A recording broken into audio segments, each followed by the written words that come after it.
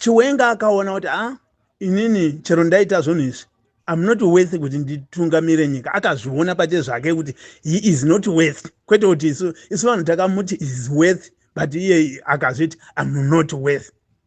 Ndomba ati regedza ndipo umwe munhu. Kulen TV. Atibatike zvechobu. Kulen TV urisei hako hapo sinofara.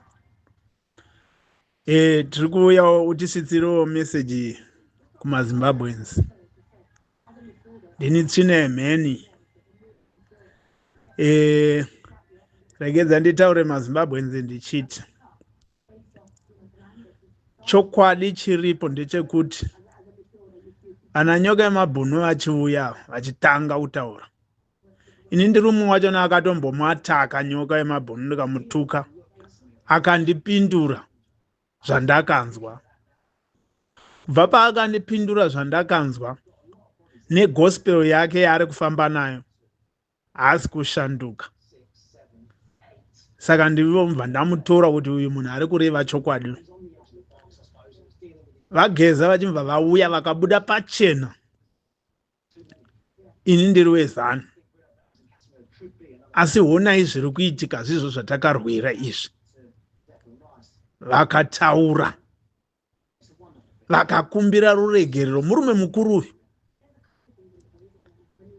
akaendawo kuhondo akatonorwa kuhondo asi ari kuuya achikumbira ruregerero. Kuneniwo kunyange neni munhu asina mbobata pfuti akandikumbira ruregerero kuti zvinhu zvakaitika tisina kuzviona tiri murima asi tazviona izvino. Kureva kuti varume ava vari kutaura kuti ende shoko ravo ravari kungoramba vachitaura vari kuti vedwe isu tiri kubva kuZANU uye kana kuti tiri veZANU. Asi zviri kuitwa uko handizvo zvatiri kuda. Hazvizi kubhenefita munhu wese. Saka isusu kuti vachatishandisa kuti havatishandisi, but point yavari kutaura ndeyekuti Mnangagwa iye zvino mukatarisa zvaari kuita chero muZANU imomo ari kutosiya vamwe veZANU achifomawo zvake zvaanoda. Taramone fazi yakafomwa iye fazi iye. Akanyatsoona kuti mu-C10 masiyawo wake imomo mune vamwe vasingachatarisi, vasingachatrust.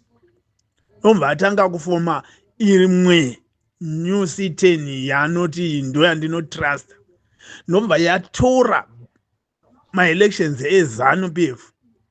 Iko kuZANU PF kune ma-structures akaiswa pamutemo neZANU PF ari pa-constitution yeZANU PF.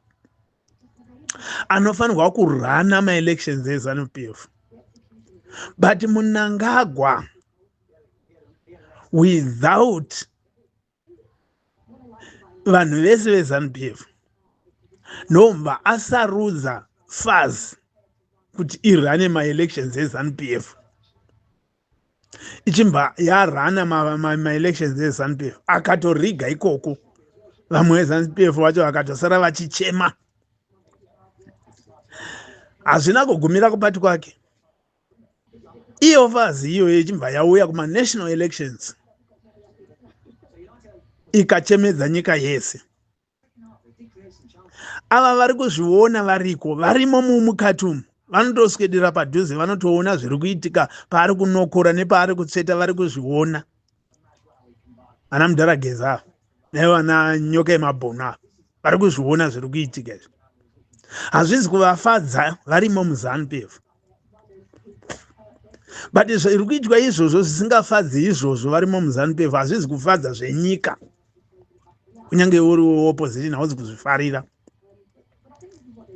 Vochiona kuti alright, kana ava vanhu vachiita zvinhu izvi vachisidelana vamwe veZANU PF vari kuitwa sidelined ava ndevamwe vane ma-progressive views ekuti nyika yedu kuti inde yakanaka tinoda kudai. But iye nokuona kuti ava ma-views avo ari kuinclude vamwe. Ari kuita fanga sekuti anozovapa mukana wekuti vasudurudzwe. Vobviswa kuchiswa vaanoda. Saka ndipo pari kuuya vana nyoka yemabhunu apa nana Mudarageza vachiti tikasachenjerera munhu uyu nyika ino yakuitwa one party state. Saka isusu tikaramba tichifunga zva 2017 uku Mugabe anga ari rude nezvimwe zvanga achiitawo zvisina kunaka, asi anga asiri serious neidea ye-one party state. Anga asiri munhu anga achifoma zvimakomiti zvake zvokuti arambe ari pachinzvimbo. Mugabe anga asingaiti izvo. Uyu munhu wese ari kuzviona, bofu riri kuzviona, ani nani ari kuzviona kuti ari kutoita zvinhu. Nevana vake vanongoti pasvika pacherwa gomba pangoita chinhu votosvika, paitwa chakati vatosvika, vachipiwa mukana wokuti vaite zvinhu izvozvo vari vana vake. Asi vamwe vari muZANU-PF imomo nemamwe maovhesi akatorwa hondo haatodiwi kuonekwa kumakomba uku, ari kutorohwa ngati achorwa nefoshoro ikokoko nemunhu uyu. Ende zvamunoziva kuti haana tsitsi. Saka vakomana vari kutaura kuti vakomana, isusu nyange tikataura kuti takabuda muZANU, tiri kutaura kuti takabuda mukudhara. Kana ndiri ndinotaura kuti handifi ndakaifarira nyange zviite sei, handifi ndakaifarira, ndinoramba ndichitaura. But the idea iri kuuya nevanhu ava nana Mudarageza nana Nyoka yeMabhonu, ngatibvisei munhu washata uyu. Ari kurwadza kuZANU-PF kwacho, ari kurwadza kuopposition kwacho, ari kurwadza chero kuma independent vasina kwavari kuenda, ari kutorwadza, ari kuuraya nyika. Ndo zvavari kutaura. Zvino isusu kana tikatanga kuburitsa hate speeches takuvavarira kunosvika zvepanguva apa, pane chinhu chiri kunzi chakuibva ichi. Tochitanga zvekuchipatsanura, vachivenga vakabvuta, vakazodini, aiwa tinoziva kuti hakuna anogona. Inini ndiri kutaura panapa, pane kwandakatadza ndichibvawo ikoko. Ivo vakatadzawo. Mudarageza ari kuti ndakatadza, akadodza pachena akareurura. Saka muri kureva kuti vari kuramba vachiataka Mudarageza. Muri kureva kuti kureurura kwavakaita vachitaura vachikumbira ruregero kuvana veZimbabwe, muri kuramba here kuvagashira? Ndo mubvunzo wandiri kuda ini, kuti vazive maramba here kuvagashira. Uye muri kuti munhu akatadza akauya kuzokumbira ruregero haanzikwi here? Ndo mubvunzo wandinawo. Kana muchiunzwa vazhinji vanoenda kuchechi, kumakereke, munotadza everyday muchinoreurura, we expect, tinotofungidzira kuti tinototenda ipapo kuti kana tareurura Mwari vanotiregerera. Then mukuru akauya on a national broadcasting, not national only, international, nokuti media wose akutozikanwa kupi isu vamwe hatizi munyika asi tiri kunzwa zvaakataura ari munyika, tikagashira kuti uyu ndiye munhu chaiwe. Chero akatilidha tikalidhwa nevanhu vakadai, so vanhu vari kurangarira vamwe vanhu, vazviisa pasi pevanhu. Saka kana isu toramba tichisora tichituka munhu akadaro, what kind of people are we? Tiri kuda vanhu vakadini vanoita kuti zvinhu zvifambe izvi? Mudarageza anamboya achitiko ngatibvise uyu tiise weZANU kana kuti tirambe takadai.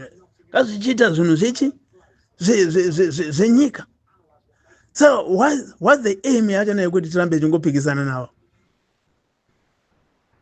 Zvino kana iye Mudara Chiwenga, let's not give my hate speech, anoti split, anoti rwadzisa, anogumbura vamwe vanhu. Inini handisi kunyepa. Ndiri kutotaura kuti kunyange Mudara Chiwenga chaichai, ndinofunga ndinemwe audio yangu yandakatomboburitsa pakutanga kuti ndakatombosvika pakumutuka Mudara uyu kuti Mudara handichadi kuramba ndichidzokorana nekuti zvinozoita vangazi kuti ndiri kutsinira zvandakataura. Nokuti ndairwadziwa kuti Mudara uyu ari kuramba akanyarara kuti zi majenerali achingopera, iye akangoti zi. Asi kuone here kuti majenerali ari kupedzwa nemunhu? Isita tiri mapofu zvedu, hatimo mukembe dzavo kana mui, asi vanozviona isi taizviona tiri kunze kwenyika izvozvo, tichingotaura kuti munhu atopedza majenerali. Ndozvandakagumbukira pari ndikangotaurawo izvozvo. Asi kana role yaakaplaya achibvisa Mugabe, angada akafa iye Mudara uya. Ndopa ndinoramba ndichitaura kuti Mudara uya ndinomusorawo pane zvimwe zvinhu, asi zvaakaita akaratidza kuti haana umbimbindoga. Paakasunungura vanhu vese vakada Chiwenga kudarika Mnangagwa. Vanhu vazhinji chero isusu yeopposite taida Chiwenga kudarika Mnangagwa. but Chiwenga akaona kuti inini chero ndaita zvinhu izvi I'm not worth kuti nditungamire nyika. Akazviona pache zvake kuti he is not worth. Kwete kuti isu vanhu takamuti is worth, but iye akazviti I'm not worth. Ndomba ati regedza ndipo umwe munhu. Ndokunonzi kuzvininipisa. Ndiko kunonzi kurangarira vomwe munhu. Ndiko kunonzi kuda nyika yake kwaakaita iko muntaraunda. Saka right, kana tomutuka isusu izvezvi takutaura kuti wakabvuta chunhu. Akabvuta akachisepi. Akachibvuta zvakachiita chake, akachisa muhapwa make, ndipo patingati chinoti muntaraunda zvino asi zvaakaita. Akati regedza ndipe umwe munhu anoti ndinogona, ari kuda anoti ndinogona. Tione kuti nyika inofamba sei, nokuti iye akanga achiti ndinogona. Zvino kugona kwake kukaonekwa kuti hakusisipo, hapana.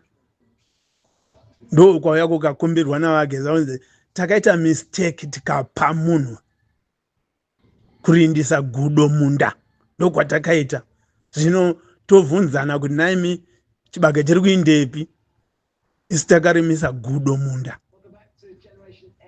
Ndo zviri kuuya zvichita. Saka vanhu veZimbabwe kana muchindinzwawo kana tichida kuita chinhu ichi kana takuexpecta any change panguva ino, ndinokukumbirisa ngatisiyanei nokutukana nokusvorana. Everybody akakanganisa.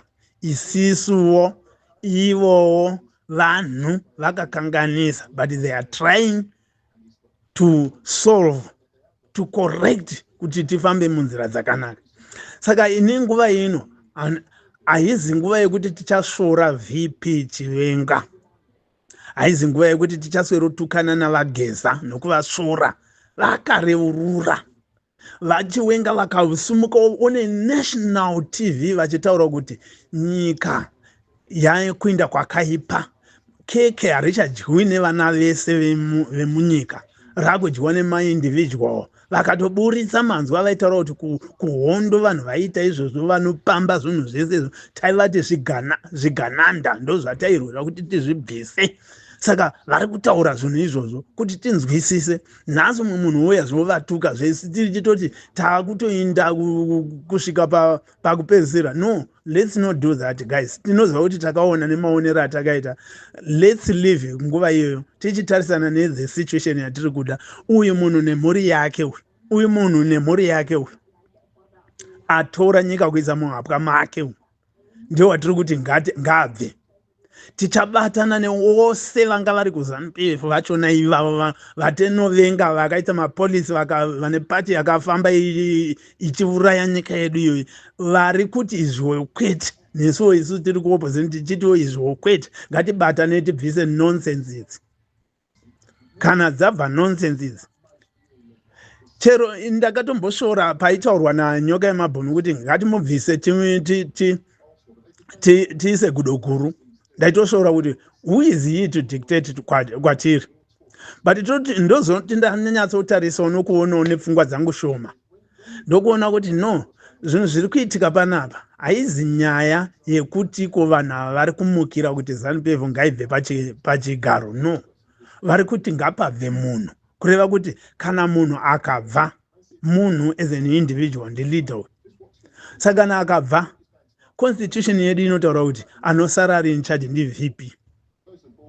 Asi dai zvanzi ngatiite tibvise party kana tikaibvisa yese ZANU-PF. Muchigona kuzviita. Ngazviitwe. Asi haiziyo, haigoneki manje iyoyi. Haiziyo iripo. Ndeyekubvisa mbavha idzi mondi idzi.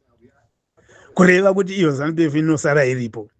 But ava vachitaura manje voti alright kana tabva isusu tasiya uyu toda kuisa an inclusive inozoshandura zvinoda vanhu vemuZimbabwe. Tochoinda kuma-free and fair elections. Ndozvavari kuita. Kana vatinyepera but kana vatinyepera vari kutinyepera, but at the same time kunyepa kwavo kunenge kwatombotibatsira nekuti tatobvisa medhara uyu wamunotoziva kuti akabhagara achiuraya vanhu nanhasi ari kuuraya vanhu.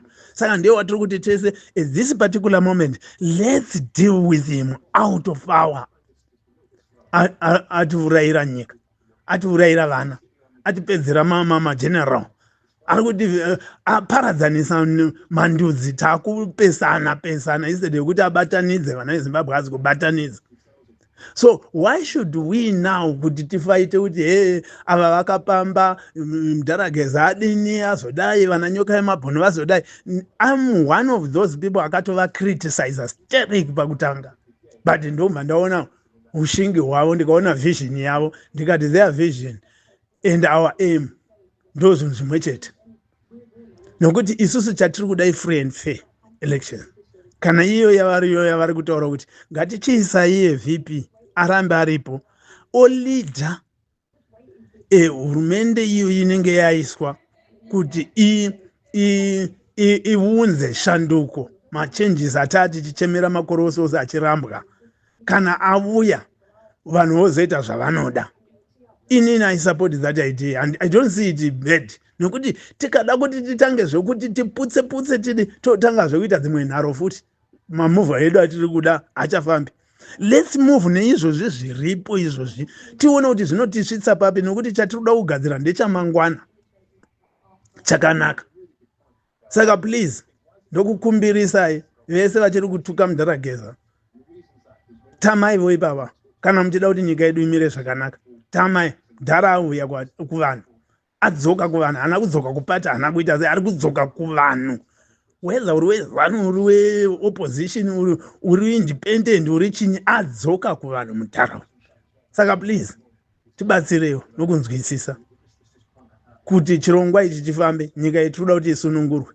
Vasina zvokutaura zvakanaka vari kukurudzira mhesano, please nyararai. Kana musingakwanisi kutaura nyararai, nokuti patava apa pachadi kutendekana zvigumwe pakuda emove ye-one way ndo yakudiwa. Highway ndo yatakuda kunopinda muhighway mune speed yemunhu wese.